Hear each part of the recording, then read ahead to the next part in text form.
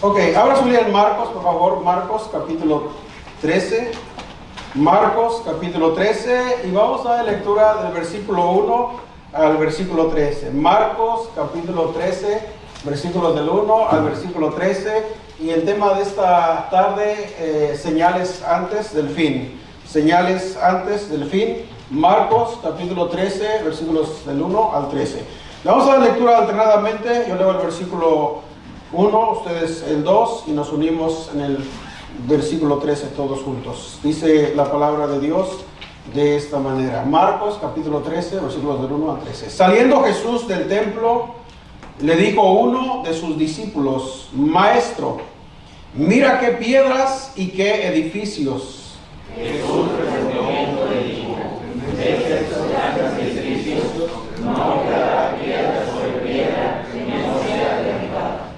Y se sentó en el monte de los olivos frente al templo, y Pedro, Jacobo y Juan y Andrés le preguntaron aparte: Dinos, ¿cuándo serán estas cosas? ¿Y qué señalará cuando todas estas cosas hayan cumplido?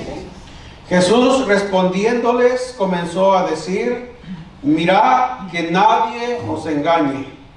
Porque vendrán muchos en mi nombre diciendo: Yo soy el Cristo, y engañarán a muchos.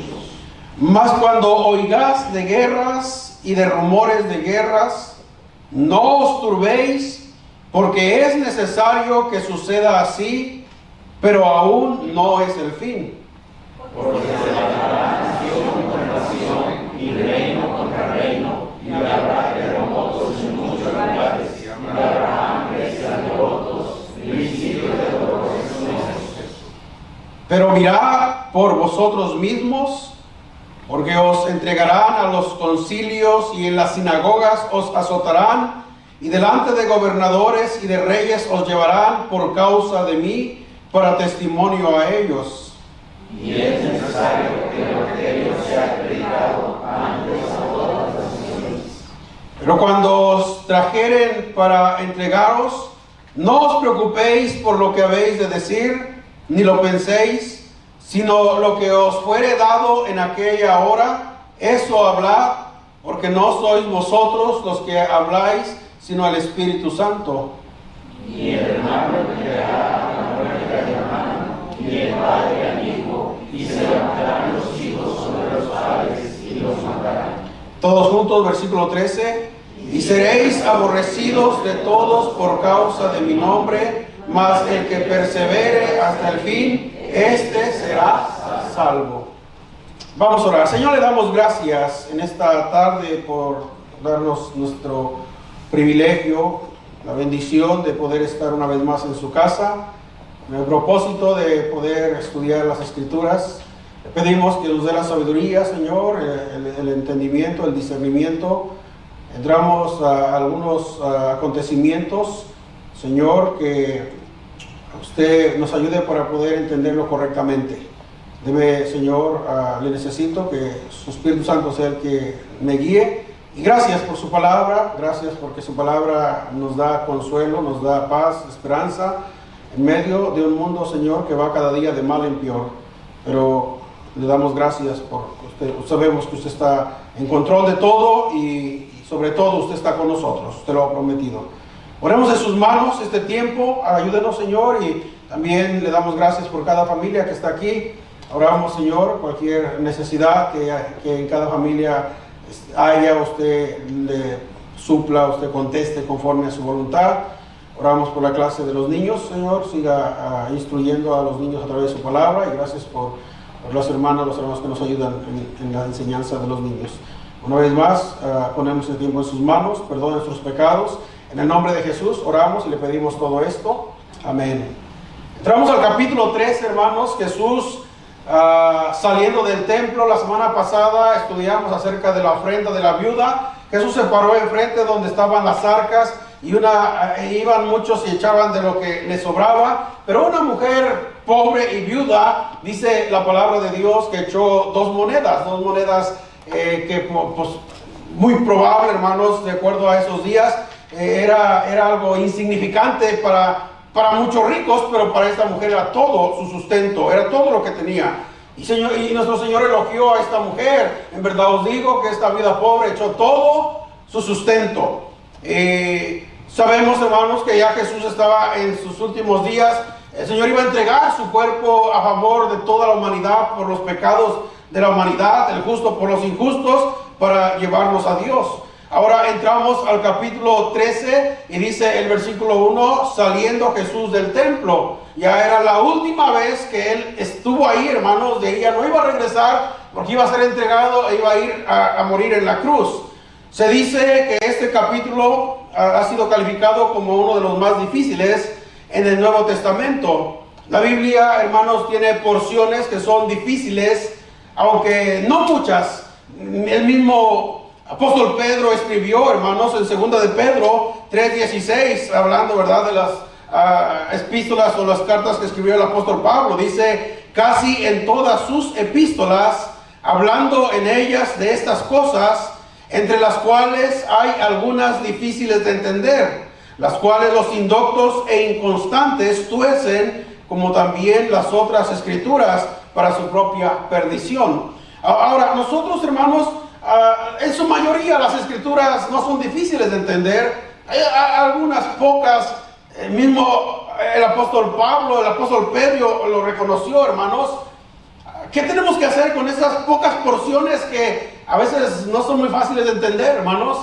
Bueno, hay que estudiarlas y quedarnos en lo que dice ahí, hermanos, y no buscarle un significado que a veces no dice, porque ese es uno de los peligros que podemos caer en el error. Ahora, hay mucha gente que dice muchas cosas, pero tenemos que hacerle caso a la palabra de Dios, hermanos, y siempre no movernos lo que Dios dice.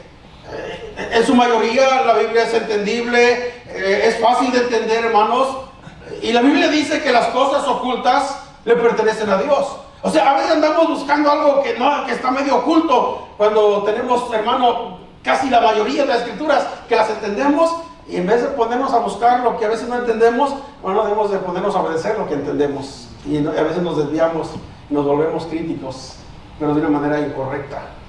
Entonces, pero algunos comentaristas, hermanos, han dicho que este capítulo es uno de los difíciles del Nuevo Testamento.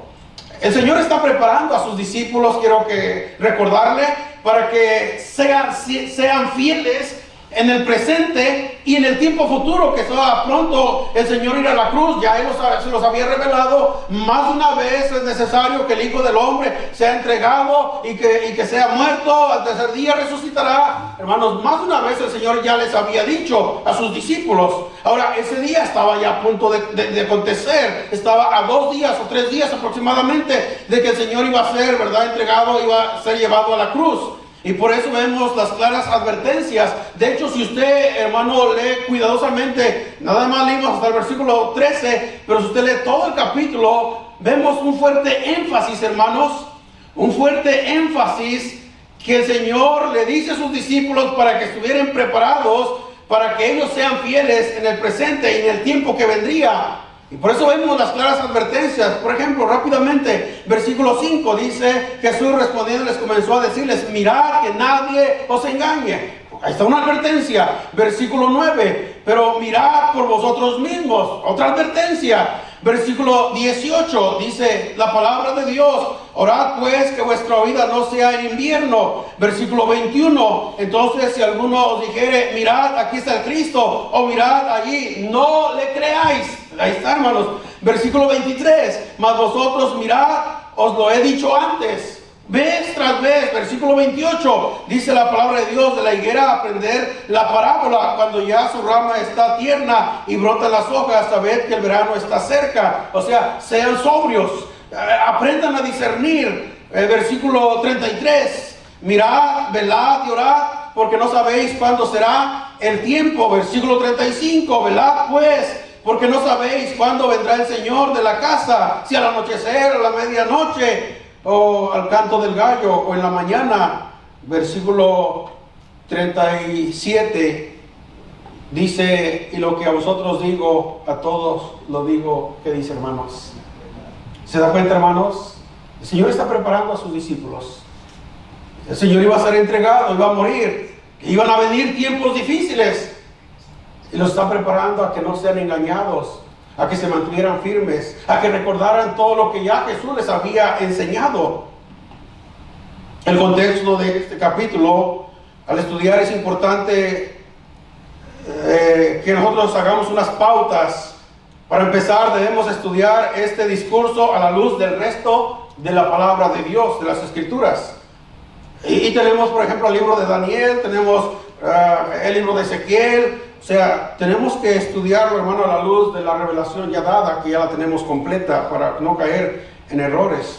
Las Escrituras proféticas armonizan, ¿verdad? No contradicen, armonizan con todo lo que Dios está y les va a decir a los discípulos. Otra cosa que debemos tomar, ¿verdad? Debemos ver la aplicación práctica del discurso. Jesús no predicó este sermón para satisfacer la curiosidad de sus discípulos y ni siquiera para enderezar sus pensamientos confusos. Ya como lo mencioné hace unos momentos, por lo menos más de 4 veces Jesús les dijo: mirad, velad, que no se engañen, que no sean engañados. ¿Se da cuenta? El Señor está preparando a sus discípulos para lo que iba a venir. Entonces eso es muy importante, y al estudiar debemos tener presente el ambiente, ¿verdad?, judío en el tiempo en el que Jesús está dando este discurso. En primer lugar, quiero que veamos, número 1, hermanos, el contexto del discurso del Sermón de los Olivos, del discurso del Monte de los Olivos. El contexto, y lo que voy a decir, hermano, lo hemos estudiado ya varias semanas atrás, pero ese es el contexto para poder nosotros después entrar a la pregunta que le hacen los discípulos: ¿cuándo serán estas cosas? ¿Y qué señales habrá de tu venida? Entonces, para empezar, hermanos, veamos un poco el contexto de este discurso del Monte de los Olivos. En este momento nos encontramos en la semana de la pasión de nuestro Señor Jesucristo, la última semana de vida y ministerio terrenal, que comenzó en la entrada triunfal, ¿verdad?, cuando el Señor entró y las multitudes cantaban: Hosana al Hijo de David, bendito el que viene en el nombre del Señor, y echaban sus palmas en el camino. Y el Señor entró montado en un burrillo, en un asno, dice la palabra de Dios. Pero más adelante, hermanos, ¿qué pasó? Esa misma multitud que clamaba y que adoraba a Dios, una semana después estaban gritando: crucifícale, crucifícale. Entonces Jesús entra por última vez con sus discípulos en Jerusalén, y muchos clamaban a Jesús. Al día siguiente, cuando Jesús entra y sus discípulos se dirigen al templo que está en Jerusalén, o que estaba en esos días en Jerusalén. Y de camino está una mata de higuera, ¿se acuerdan? Con hojas. Y el Señor se acerca a la mata a ver si encontraba fruto en ella. Estaba bien frondosa, llena de hojas, pero se lleva la sorpresa, hermanos, de que no había fruto. Y el Señor maldice la higuera: nunca más nadie coma fruto de ti. Y al otro día, cuando viene con sus discípulos, y uno de sus discípulos mira y se queda sorprendido que la higuera se había secado. Ahora, todo eso que el Señor estaba, hermanos, enseñando a sus discípulos, estaba diciéndole hacia su pueblo Israel directamente, y el pueblo lo había entendido. Israel es representado en el Antiguo Testamento como una mata de higuera. Esto representaba lo que estaba a punto de suceder con la nación de Israel. El Señor llega al templo, ¿verdad?, y se encuentra en el templo que estaba convertido en un mercado, y acusa a los líderes religiosos y les dice: mi casa será llamada casa de oración, mas vosotros la habéis hecho cueva ¿de qué? De ladrones. Habían convertido, hermanos, la casa de Dios en un mercado. Y Dios, hermanos, exhorta y limpia, ¿verdad?, saca todos esos vendedores ambulantes. Acuérdense que era la fiesta, una fiesta muy importante, venía gente de todas partes. Era una buena oportunidad, en vez de traer sus animales para ofrecerlos de sacrificio, ahí mismo había animales en venta, ahí había mesas de intercambio de dinero. Bueno, habían hecho de la casa de Dios algo que no era correcto, y el Señor reprende ahí a los líderes religiosos. Y Jesús más adelante les cuenta la parábola de los labradores malvados, que el Señor le arrendó, ¿verdad?, su hacienda, y después de tiempo viene para recibir, ¿verdad?, lo que era de él. ¿Y qué hicieron estos hombres, hermanos? Algunos golpearon y los enviaron con las manos vacías. El Señor envía a otros, hicieron lo mismo por tercera vez. Y al último el Señor del dueño decide: voy a enviar a mi hijo, quizás tendrán respeto por mi hijo. ¿Y sabe qué hicieron estos labradores? Ahí está el heredero, matémoslo para que sea nuestra la heredad. Hermano, ¿qué apuntaba todo eso? Cristo. Y una vez más, ya estudiamos eso. Los líderes religiosos sabían que decía esas cosas por ellos. Y hermano, en vez de arrepentirse, más, ¿verdad?, buscaban ocasión para llevarlo a la muerte a Jesús. Dios traía juicio a su nación. Y Jesús pronunció las palabras duras contra los líderes religiosos, los escribas y fariseos. A ellos, ¿verdad?, decía: guardaos de la levadura de los fariseos. Lo que ellos dicen hagan, pero no hagan lo que ellos hacen, porque ellos decían y no hacían. Fueron palabras muy duras, hermanos, en contra de los escribas que estudiamos hace 2 semanas atrás. Todo esto vendría sobre esa generación que vivieron en los días de nuestro Señor Jesucristo, y se cumplirían, porque Jesús mismo lo había dicho en Mateo 24:34. Miren lo que dice esa porción. Jesús dice: de cierto os digo que no pasará esta generación hasta que todo esto acontezca. En otras palabras, esa generación que vivió en los tiempos del ministerio de nuestro Señor Jesucristo, ellos verían, hermanos, todas esas cosas que vendrían después de que Cristo iba a ser crucificado. Porque Cristo dice: no pasará esta generación hasta que todo esto acontezca. Las palabras de Jesús antes del discurso del Monte de los Olivos. Y si quieren conmigo rápidamente a Mateo capítulo 23, Mateo capítulo 23, versículo 37 al 39. Miren lo que dice aquí nuestro Señor Jesucristo. Mateo capítulo 23, versículo 37. Jesús se lamenta, hermanos, por la ciudad, no tanto por la ciudad, pero por los judíos. Y dice: Jerusalén, Jerusalén, que matas a los profetas y apedreas a los que te son enviados. ¿Cuántas veces quise juntar a tus hijos como la gallina junta a sus polluelos debajo de las alas? El Señor dice: y no quisiste. Ahora escuche, hermanos, he aquí, vuestra casa os es dejada desierta. Ahora, les recuerdo, hermanos, que en el capítulo 13 dice que Jesús, saliendo del templo, era la última vez que iba a entrar. Y ahora aquí en esta porción Jesús les dice: ¿se acuerdan cuando Él entró y miró ese tianguis?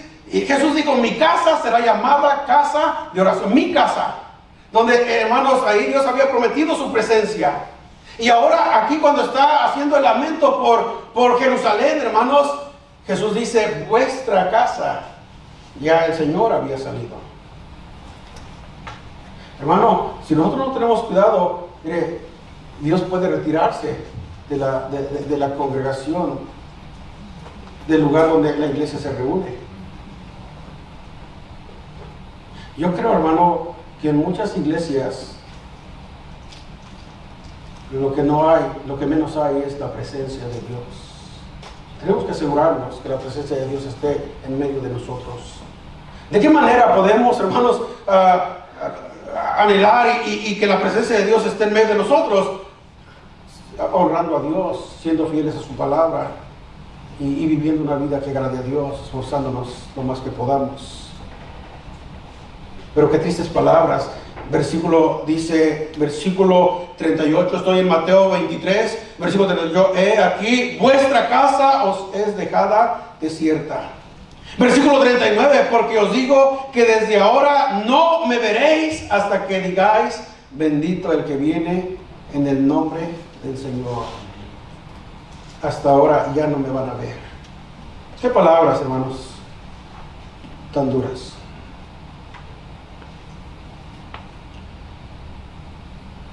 La gloria de Dios encarnada estaba abandonando el templo. Y Jesús dice, vuestra casa, ya no mi casa, dando a saber lo que acontecería. En ese contexto, hermanos, el Señor les da el discurso en el Monte de los Olivos. En segundo lugar, quiero que veamos la profecía de la destrucción del templo. Volviendo a Marcos capítulo 13, versículo 1 y versículo 2, dice la palabra de Dios: saliendo Jesús del templo, le dijo uno de sus discípulos: Maestro, mira qué piedras y qué edificios. Jesús respondiendo les dijo: ¿ves estos grandes edificios? No quedará piedra sobre piedra que no sea derribada. Ahora, déjenme recordarle, hermano, que para los tiempos bíblicos las casas en aquellos días eran casas pequeñas, no eran casas como hoy en día vemos, casas, mansiones, casas grandes, eran casas pequeñas. De hecho, ahí en el estado de Illinois, en Springfield, está ahí un museo y está la casa original donde vivió, donde creció Abraham Lincoln. Y se entra a esa mire, era una casa chiquita, el baño, todo chico en esos días. Y al ver, hermano, esos edificios que había en Jerusalén, sí, los discípulos se sorprendieron. Maestro, ¿veis estos grandes edificios? El asombro de los discípulos. Ahora, Salomón construyó el templo originalmente en el siglo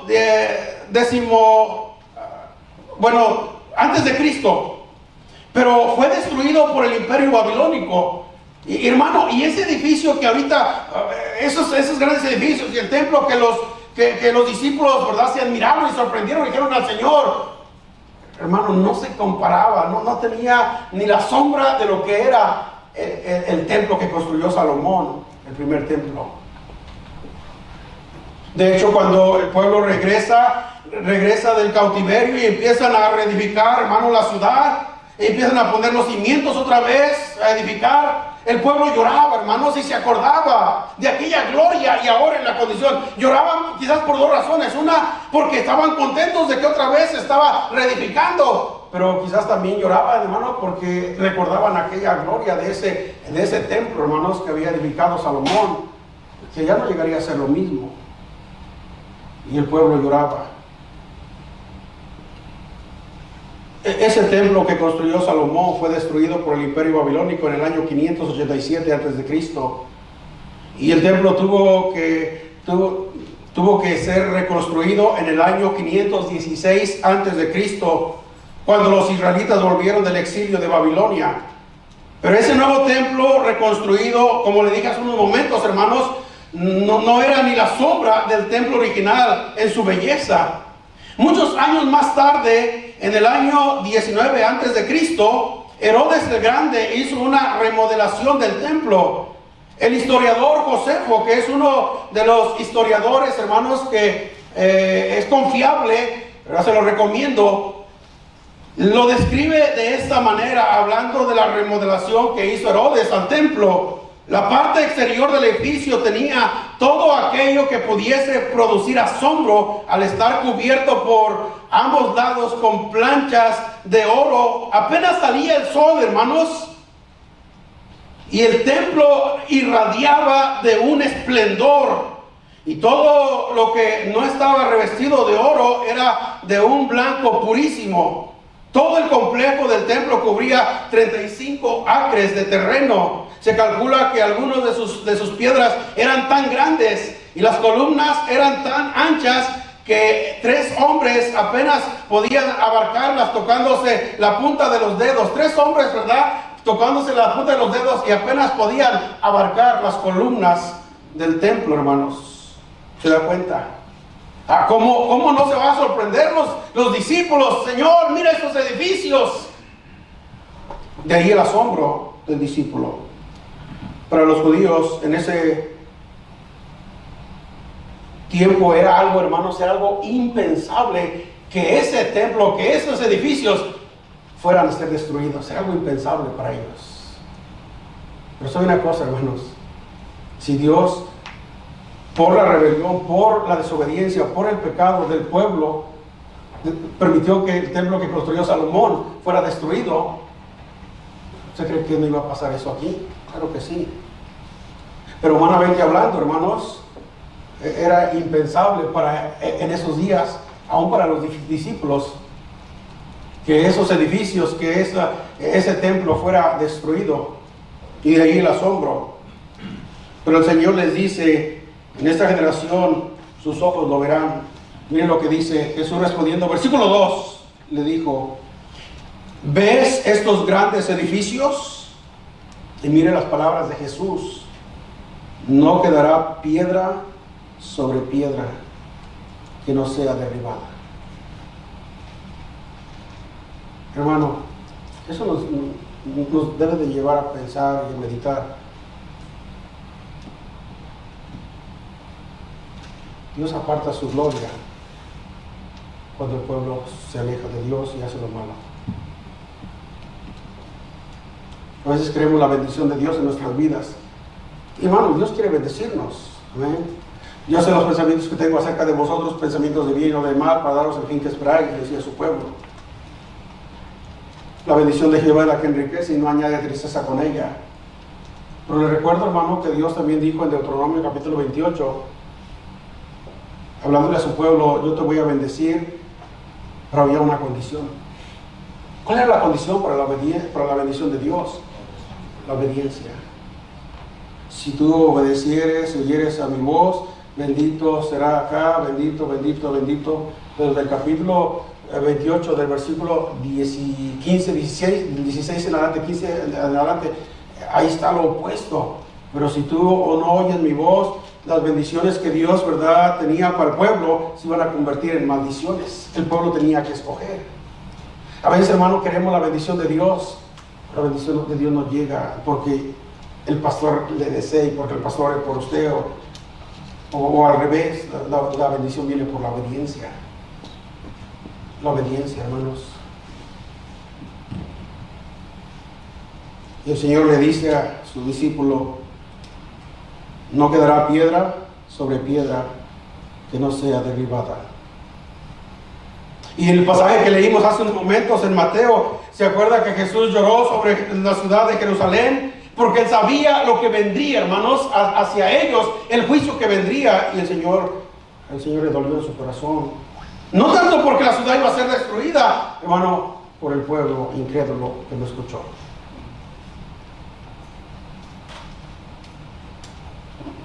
Que Jesús está profetizando una destrucción total. No quedará piedra sobre piedra. Y hermano, Israel ya lo había experimentado en el pasado. Cuando era la costumbre de los enemigos que venían, sitiaban la ciudad, no dejaba entrar nada ni que saliera. La gente que estaba adentro, se le acababa el alimento, se le acababa, hermano, las cosas indispensables, y el pueblo empezaba a morir de hambre. Y entonces el enemigo, ¿verdad?, ya que el pueblo estaba débil, el enemigo conquistaba. Eso le pasó al pueblo en el pasado, y fueron llevados cautivos a Babilonia. Y luego Dios los trae en su misericordia, una vez más, porque Dios, hermano, les dio sus promesas, y Dios cumple sus promesas. Pero el pueblo parece que no había aprendido, como muchas veces nosotros no aprendemos, hermanos. En Lucas 21, 20 al 24, Jesús dice, pero cuando veréis a Jerusalén rodeada de ejércitos, escuche, hermano, escuche, sabed entonces que su destrucción ha llegado. Y esta profecía, hermanos, que Jesús le está diciendo a este discípulo, se cumplió al pie de la letra. En el año 70 después de Cristo vino Nerón, sitiaron la ciudad, hermanos, y destruyeron la ciudad y destruyeron el templo. Jesús ya se los había dicho. Y los judíos empezaron a esparcerse, a huir. Hermano, que Dios dice se cumple, y con Dios no se puede jugar. Número 3, la pregunta de los discípulos. Número 3, versículo 3 y versículo 4, y se sentó en el monte de los olivos, frente al templo. Y Pedro, Jacobo, Juan y Andrés le preguntaron aparte. Ahora, eso es interesante y es importante, hermanos. Cuando Jesús les empieza a dar las señales y les empieza una y otra vez a decirles: estar preparados, estar alertas, no os dejéis engañar. Todo esto es necesario que acontezca, pero todavía no es el fin. Aquí se lo está diciendo, hermanos, a sus discípulos directamente. A los discípulos les está diciendo estas palabras. Versículo 3: y se sentó en el monte de los olivos frente al templo, y Pedro, Jacobo, Juan y Andrés le preguntaron aparte: dinos, ¿cuándo serán estas cosas? ¿Y qué señal habrá cuando todas estas cosas hayan de cumplirse? Ahí está la pregunta, hermanos. Jesús está diciendo los acontecimientos próximos, incluyendo, ya se los había dicho antes, incluyendo su muerte y su resurrección, hermanos, porque ella estaba a punto de que iba a morir en la cruz. Ya les había dicho los acontecimientos. Los discípulos tienen tienen en mente que la destrucción de Jerusalén y el templo, la segunda venida de Jesús y el fin del mundo, todo esto iba a acontecer, hermanos, al mismo tiempo. Así pensaban algunos de los discípulos. Pero Jesús les hace ver que hay un lapso, hermanos, de tiempo de cada uno de estos acontecimientos. Y esa es la razón del discurso del Monte de los Olivos, para que sus discípulos entiendan y estén preparados, hermanos, y sepan qué hacer cuando todo eso ya empiece a acontecer. En otras palabras, lo que Jesús está haciendo, hermano, Jesús está instruyendo a esos discípulos. Cada acontecimiento sería en diferentes tiempos. Primero, lo que acontecería era que Cristo iba a ser entregado, iba a ser crucificado, iba a morir por los pecadores. Era lo que iba a acontecer ya en días, hermanos. Y los discípulos ya habían oído de los labios de nuestro Señor Jesucristo. Siguiente acontecimiento que iba a pasar, hermanos, que el templo y la ciudad iba a ser destruidos y los judíos tenían que huir. Iba a venir el ejército romano, y es ahí donde dice, ¿verdad? Si está en el campo, no entre a la ciudad.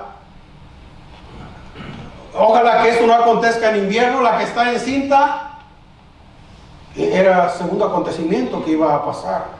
Entonces Jesús, hermano, la pregunta de los discípulos: dinos cuándo será este tiempo. Jesús está instruyéndolos para que ellos estuvieran, ¿verdad?, precavidos y estuvieran preparados.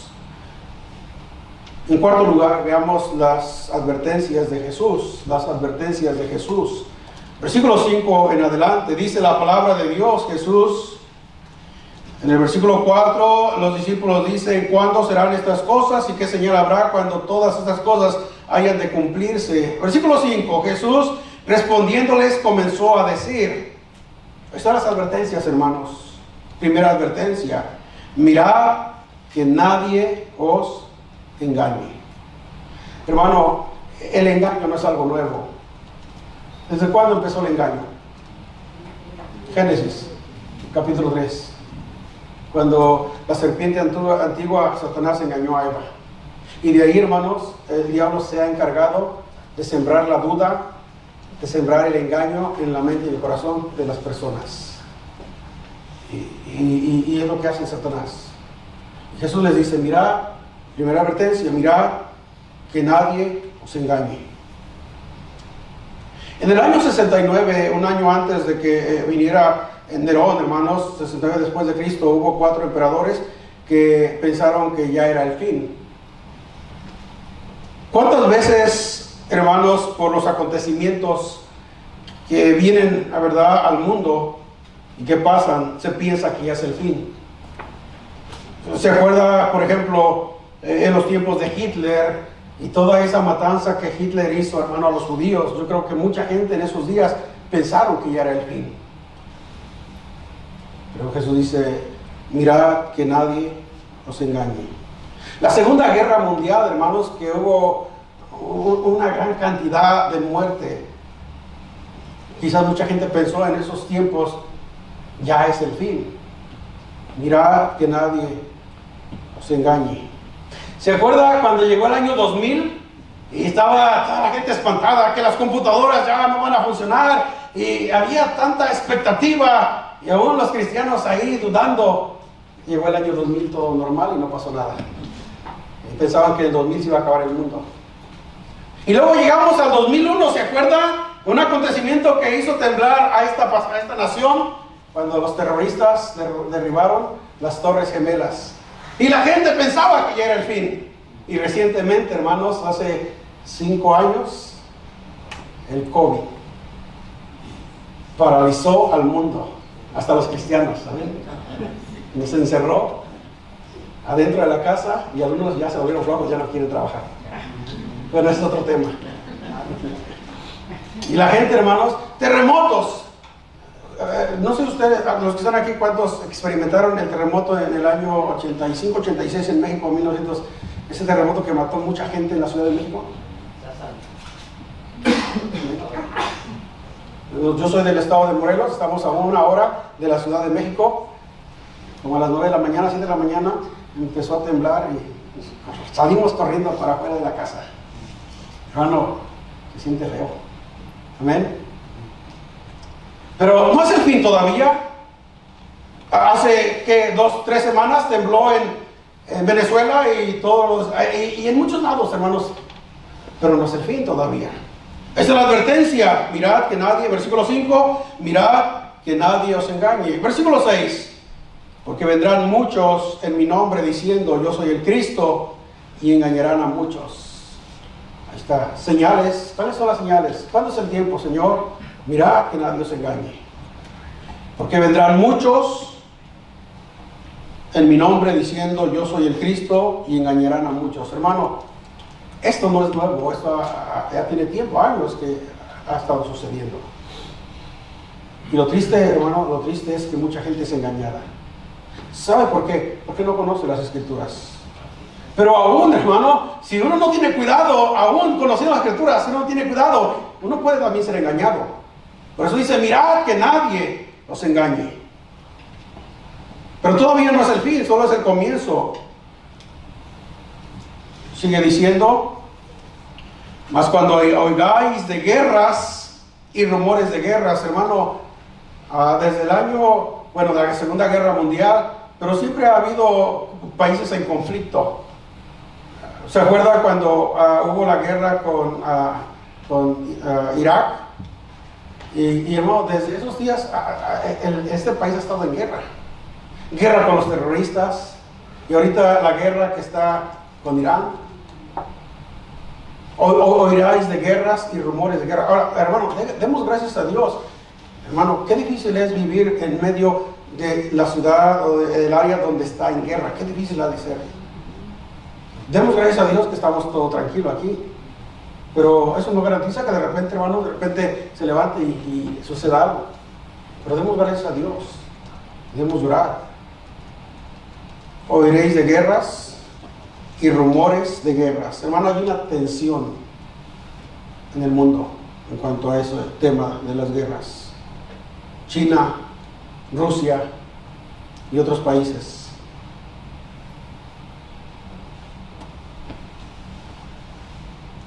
Versículo 8. Porque se levantará nación contra nación y reino contra reino, y habrá terremotos en muchos lugares, y eso lo estamos viendo, hermanos, y habrá hambres y alborotos. Principio de dolores son estos. Este es más el comienzo, hermanos, todavía no es el fin. Yo creo que las hermanas que Dios les dio el privilegio de ser madres entienden esa expresión que el Señor dijo, principio de dolores, como cuando la mujer está a punto de dar a luz, empiezan las contracciones, ¿verdad? Los dolores. Primero son suavecitos. ¿Y usted cómo sabe, pastor? Bueno, pues tengo esposa y yo me acuerdo de esos acontecimientos.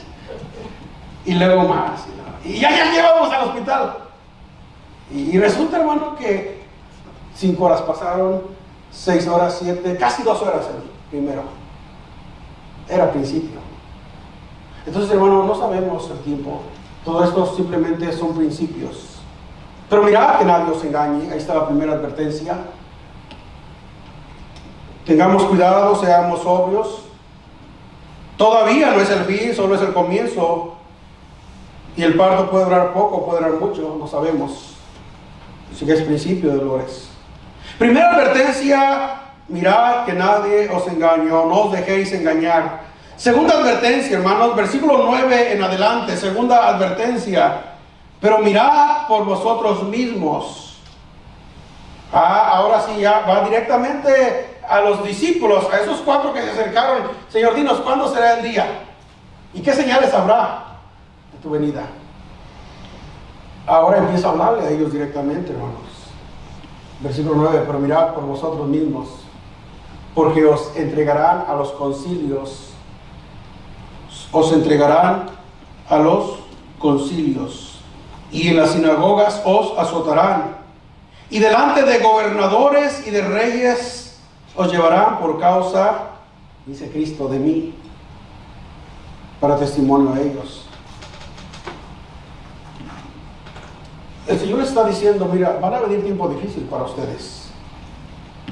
Segunda advertencia, el Señor dice que ellos iban a padecer persecución. Mirad por vosotros mismos, estar alertas. Hermano, y eso exactamente pasó con los discípulos. Versículo 9. Pero mirad por vosotros mismos, porque os entregarán a los concilios y las sinagogas os azotarán, y delante de gobernadores y de reyes os llevarán por causa de mí, para testimonio a ellos. Versículo 10, escuche. Y es necesario que el evangelio sea predicado antes a todas las naciones.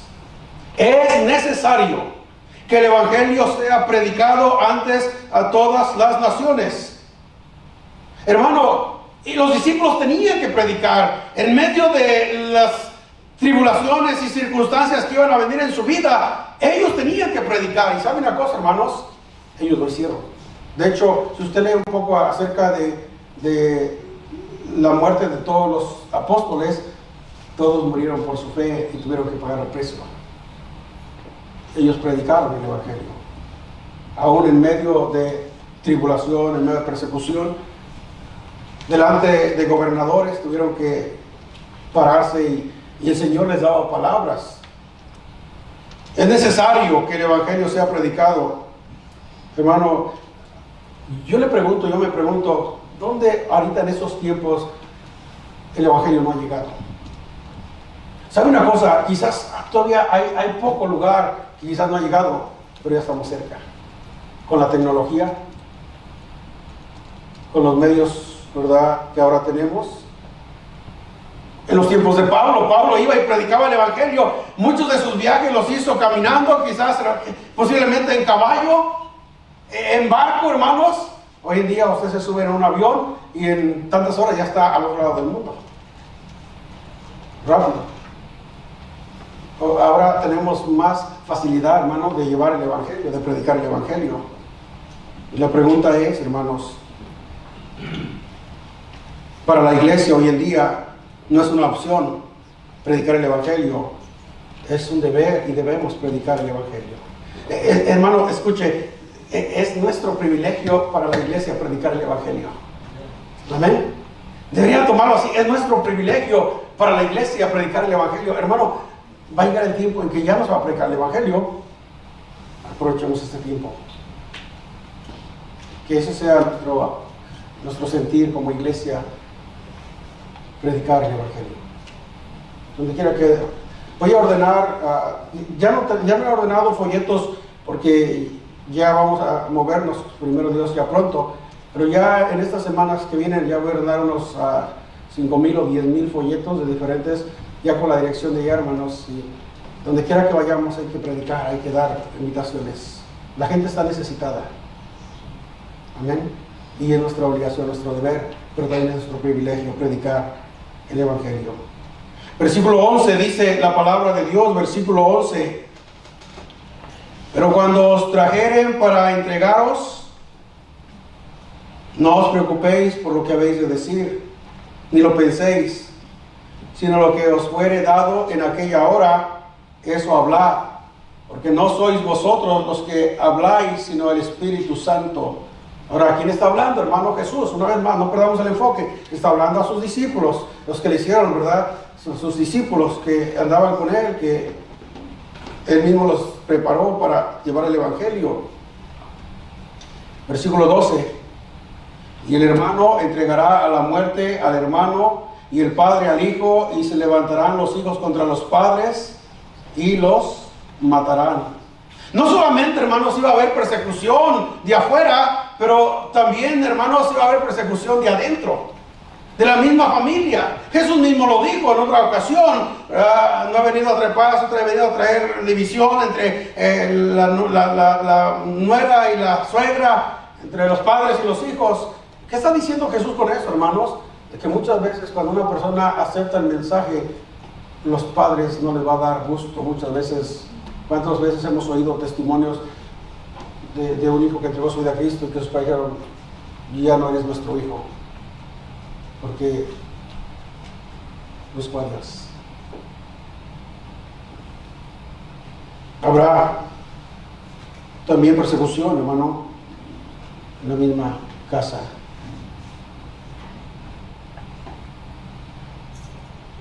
Versículo 13, y seréis aborrecidos de todos por causa de mi nombre. Mas, escucha, hermanos, mas el que persevere hasta el fin, este será salvo. Habrá persecución. Ahora, hermano, Jesús no está hablando aquí de salvación, de perder la salvación. El contexto está hablando, mas el que persevere hasta el fin. ¿Cuál es la advertencia? Mirad, que no os engañes. Que el que persevera hasta el fin será salvo de ser engañado de las falsas profecías, falsos hombres perversos. Eso está hablando Jesús, hermanos. Que persevere el que se mantenga firme. Y uno de los peligros, hermanos, que hay es que fácilmente, si no tenemos cuidado, podemos ser engañados.